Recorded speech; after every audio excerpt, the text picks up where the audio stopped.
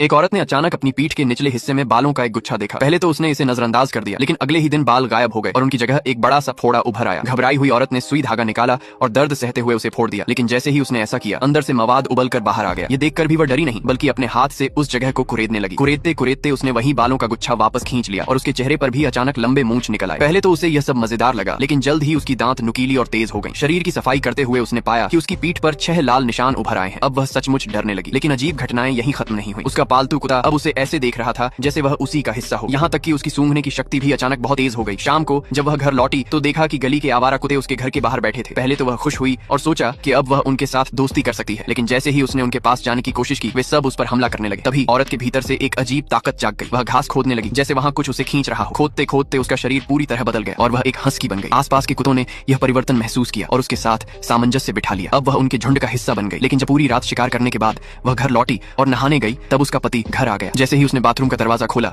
उसने देखा कि उसके